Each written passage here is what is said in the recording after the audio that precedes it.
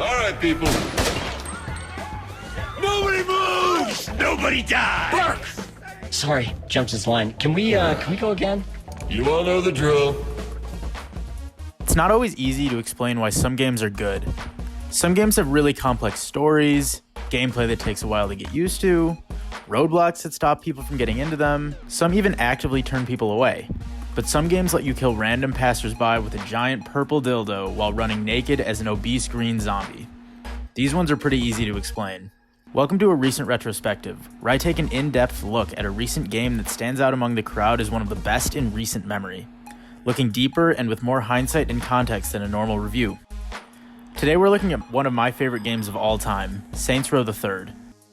This is a game whose gameplay holds nothing back and whose story is ridiculous and over the top and propels the gameplay to new heights. It's a game whose missions are iconic, whose humor is timeless, and whose soundtrack still resonates to this day.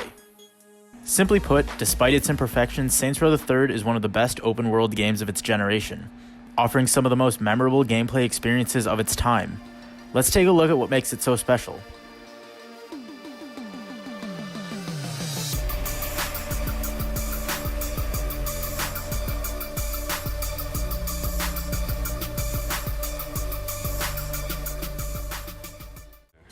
We'll go in the back way.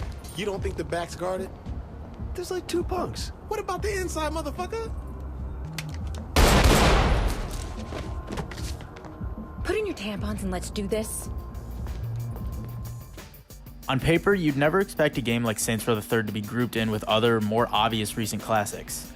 When the Saints Row series initially launched in 2006, it didn't seem like anything more than another GTA clone in an era of countless GTA clones.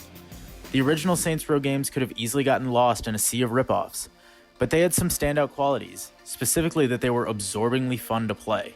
The original sold well at launch on the Xbox 360 and PC, and people saw its upside, especially in its respect system and the dozens of occasionally ridiculous activities that littered the world. The fanbase was nascent compared to something like GTA, but it warranted a sequel. Saints Row 2 then saw a series that started to come into its own, though its roots as a GTA clone were still there. Not only did it push the series further with its story and further embolden its characters, especially the illustrious, sometimes insufferable Johnny Gat, but it made the open world even more fun to roam around in and destroy. The thing that truly set it apart from the rest of the games in its genre and made it a unique experience was its self-awareness and wackiness. More so than its predecessor, Saints Row 2 allowed you to do whatever you wanted in any place and, most importantly, wearing one of the virtually infinite combinations of costumes. It made the experience stand out and differentiate itself, not to mention that it made it, in many ways, more enjoyable than most of its peers. Understanding its advantages against the competition, developer Volition decided to double down on this over-the-top ridiculousness. From the very moment you start Saints Row III, you know you're in for one of the most diverse, creative, and altogether enjoyable gameplay experiences on the market. It opens with a bang, well, a lot of them actually, and never really stops. Whether you want to take over the city as a green zombie, or just pummel people along the sidewalk with an unnervingly detailed giant dildo, there is no doubting that Saints Row III took what made its predecessors different and great and pushed it to the forefront. Who doesn't want to be Johnny Gat? Ultra postmodernism. I love it. I've never gotten hooked on a game as quickly as I was sucked in here. In the first few minutes of the game, you, as the yet uncreated leader of the 3rd Street Saints, attempt to rob a Stillwater bank, get sabotaged by a rival gang, sign an autograph, fight, Probably like 2 waves of SWAT guys.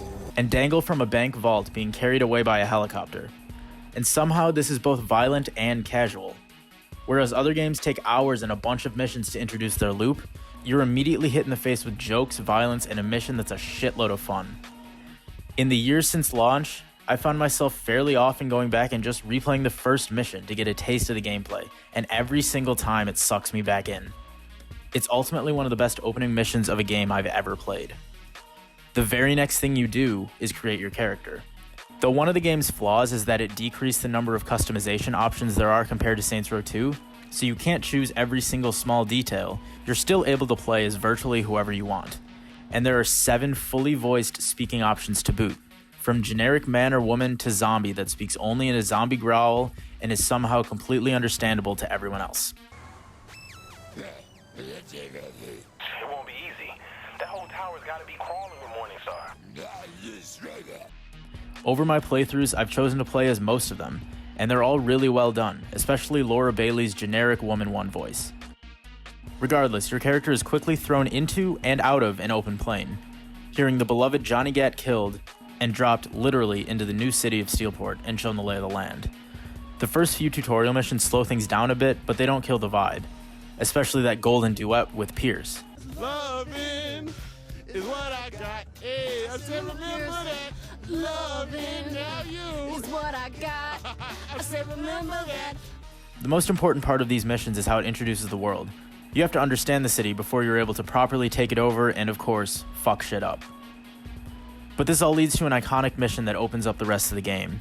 The gang parachutes onto a penthouse party at the top of a skyscraper and kills everyone, complemented perfectly by Kanye West's Power blasting. If the first mission is the one to get you engaged, this is the one to get you addicted. Like the opening scene, I find myself coming back to this mission repeatedly and enjoying it every time. And seeing it taken over by a barely human green monster shouting zombie noises makes it all the more enjoyable. The mission itself is perfectly paced and appropriately bougie, giving the 3rd Street Saints the power they're seeking and displaying a modern representation of wealth that makes it satisfying and motivating to win. In a game like this, having a mission that so elegantly combines themes without hitting you in the face with them is remarkable. Listen, you French fuck. Please, I am Belgian. So make yourself a fucking waffle. We done here. From this point, the world is yours to fuck up. Pretty much every aspect of the game is rewarding, large and small. It's a game that, even aside from many of the ridiculous situations you're put into, really puts aside realism in favor of fun and entertaining experiences. Look at the way you enter cars. Sure, you can go to the shop to buy and customize your own car, or you can run up and dash through the windshield of someone else's car, sometimes taking the passenger as a hostage. Or when you're running down the street, you can, with the touch of a button, kill random pedestrians by ramming them into the ground with your crotch. There's very little about this game that's realistic, but it's almost always a blast to play, especially in the sandbox. Some of the more structured things are some of the highlights of the game. Traversal never gets old, from driving in any car or motorcycle to flying across a city in a stag jet. The jet is probably the most satisfying vehicle because of its ability to speed across the map or hang in one spot and demolish everyone else.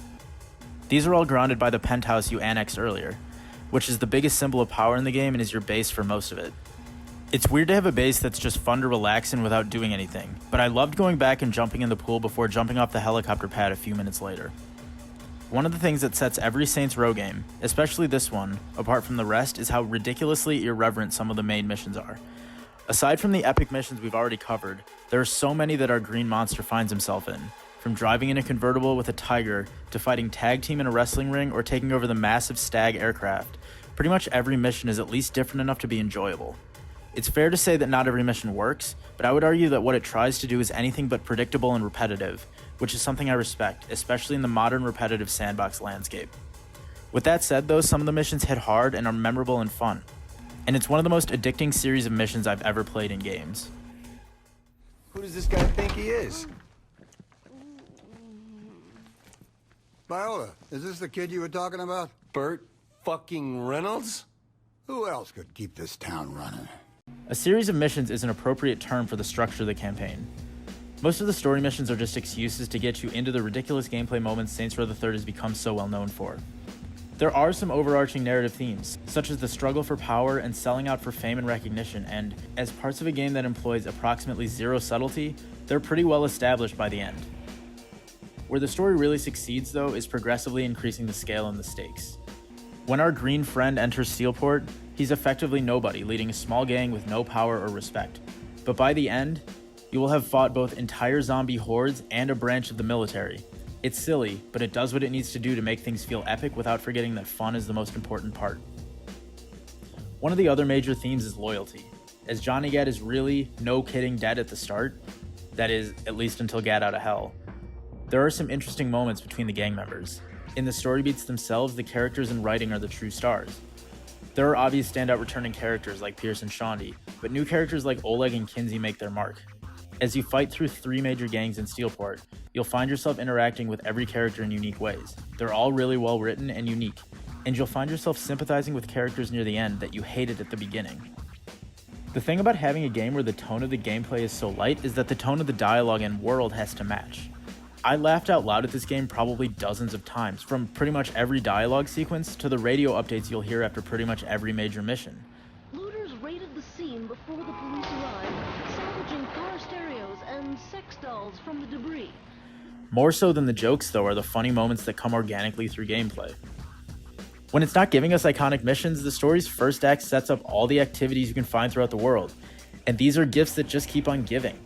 As mentioned, there's an activity titled Escort, where you have to drive people or vicious animals around the city in a certain way, whether that's frequently drifting or just really quickly, in order to succeed and make money or not get eaten. Insurance fraud, which has been a staple of the series from the start, tasks you with taking as much damage as possible from cars. There are a bunch more, and each of them is fun. These, and the gang hideouts that are dispersed around the city, are what keep the open world fresh and filled with content. Neither of these, though, ever got old. I was never dreading my time getting demolished by a bunch of cars or trying to appease a tiger, especially when I was laughing at the idea of my green friend making terrified zombie noises at the tiger in his passenger seat.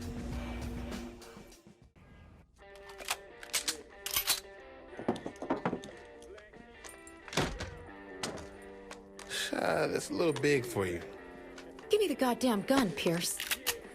Okay. All right, let's give that motherfucker what's coming to him. Everything you do in Saints Row the Third is held together in its world and presentation. The open world, while not as big as it might need to be, and certainly smaller than many of the worlds of its peers, expands at a pretty standard rate and is structured enough to facilitate the gameplay properly. A good example of this is when you unleash the zombie apocalypse on one of the islands, causing that island to become all but inaccessible until you clear it out. The best part of the world is right downtown at night, especially when you can see it from above in one of the jets, because it's the most modern part of the city and best utilizes the visuals. I wouldn't say the visuals here are groundbreaking, nor are they particularly stunning, but they fit the game and its tone really well. The skyscrapers in the middle of the city accentuate the neon colors that make the game feel modern and interesting. Seeing how the city comes to life at night is fascinating, especially compared to a somewhat dreary daytime. Character models are also not particularly game-changing, though it is consistently funny to see your character in cutscenes when they are clearly the most outrageous character they can be, especially when you're talking to, say, government officials. I want to give special recognition to the licensed soundtrack. I came to find my playlist of songs that I love and want to hear over and over again as I drive around the world. There's something for everyone, and it's never gotten old. The songs I discovered here are often the ones that come up in my personal playlists, and they're the ones that give me the desire to play this game again because I have such a strong association between the two. Plus, alongside the power mission near the start, the final mission, which has the highest stakes of any in the game, is set to Bonnie Tyler's Holding Out for a Hero, and is another truly iconic mission that the song blasting in the background makes that much more memorable and impactful. Viola, your sun is setting, but it's not too late. There's still time to grab Apollo's chariot and drive that fucker back across the sky. When it comes to a lasting impact, a game as unique as Saints Row the Third has a hard time making an impact on the industry, even though it is one of the most popular genres in gaming. As much as I would love to see games that mimic it in its pure chaos, this is a series that veered off into its own lane and created a reputation for itself that few other games have matched or copied. There's an argument that more lighthearted games like Watch Dogs 2 and especially Sunset Overdrive take some inspiration from the series' humor and self-awareness, but overall games feel like they've been moving towards realism, pulling away from the self-awareness and unpredictability that makes Saints Row the Third so great. That's not a statement on its quality though. Instead, it's just a look at other games, especially open world games that have become more influential. Well, one to be exact. When it comes to open world structure, storytelling, size, and pretty much any other category for the genre, Grand Theft Auto V has had infinitely more of an impact on the industry, especially seeing how online-driven the industry has become and how GTA Online was one of the main players that helped lay the groundwork for the games-as-a-service format that has become the baseline for so many others. Having said that though, it's cathartic to play a game that feels different from everything else and overtly doesn't care what its comparisons are. Escaping from reality is one thing that a lot of games give, but escaping from the general essence of the industry to create a game that could give a shit feels refreshing here, even if it does forego the ability to speak to too many other games. Having not had as sizable of an impact as other games on the external industry, the Saints Row series had to build on itself when it moved along after the third. Saints Row 4 was even more batshit crazy, allowing you to play as the same person or abomination as before, but this time you have superpowers. This, along with the Gat Out of Hell standalone project, felt like a fitting peak and send-off for a series that couldn't really outdo itself any more than it already had. Even though it parodied, copied even a bunch of other games like Metal Gear Solid, Streets of Rage, and even its own first games, it again felt external from the rest of the industry in a lot of ways. Volition's most recent game, Agents of Mayhem, tries to build off of it in the same world, but it really doesn't live up to the hype as much as the rest of the series has. As a series then, Saints Row felt more like a culmination of an era of a genre than something that really propelled it into a new generation, but it's a series that found its identity and pushed it to its limits. With Saints Row III, it hit its peak, offering one of the best open-world gameplay experiences I've ever played. It's certainly not perfect, it's not groundbreakingly beautiful, nor is the story anything truly special, but it's remarkable that Volition managed to craft an experience that, in my opinion, rivals the biggest game in a series that its predecessors were effectively copying. Now, if you'll excuse me, I'm going back to Steelport so I can run around an open world as a green, barely human monster with an amazing song in the background, having a blast driving, shooting, and crotch jumping people to death.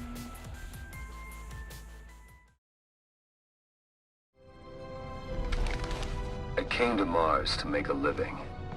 Keep my head down. Stay out of trouble.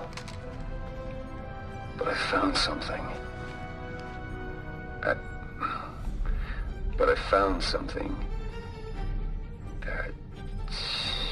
Damn it.